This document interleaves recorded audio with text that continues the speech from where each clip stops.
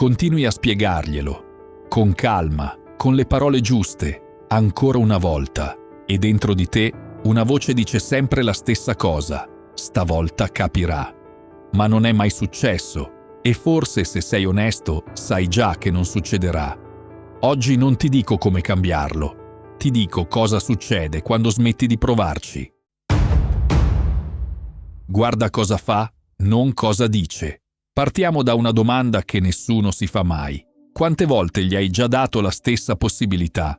Non mi riferisco a una discussione, ma a uno schema, la stessa scena, con parole leggermente diverse, che si ripete da mesi, forse da anni. Ogni volta ascolti le sue parole. Hai ragione, cambierò. Non volevo dire questo. Sarà diverso, te lo prometto. E ogni volta quelle parole ti danno un motivo per restare, per riprovare, per sperare ancora un po'.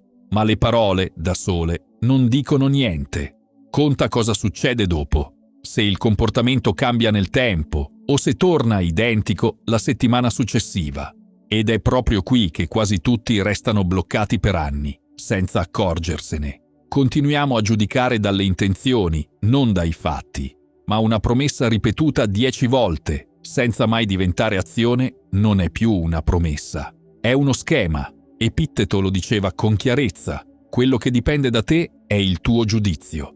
E un giudizio onesto si basa su quello che vedi, non su quello che speri. Smetti di aspettarti ciò che quella persona non può darti. C'è una differenza tra sperare che qualcuno migliori e pretendere che diventi qualcun altro. Se hai passato mesi o anni a chiederti perché continua a comportarsi così nonostante tutto quello che hai fatto, la risposta più onesta è spesso la più semplice. Perché quel comportamento è chi è in questo momento, non un'eccezione momentanea in attesa di essere corretta. Non significa che meriti quel trattamento. Significa che continuare ad aspettare un cambiamento che non arriva è una scelta che ogni volta ti fa male. I filosofi stoici distinguevano con precisione cosa dipende da noi e cosa no. Il comportamento altrui è nella seconda categoria. Non puoi imporlo, non puoi affrettarlo, non puoi garantirlo, per quanto lo desideri, per quanto lo meriti. Quello che dipende da te è semplice: continuare ad aspettare o iniziare a proteggerti da come stanno le cose.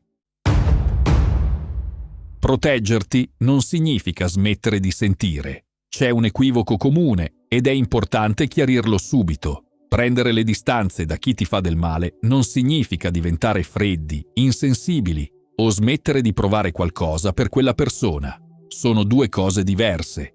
Una è chiudersi, tagliare fuori ogni emozione per non soffrire più. E spesso quel muro finisce per isolare anche dal resto della tua vita, non solo da chi ti ha ferito.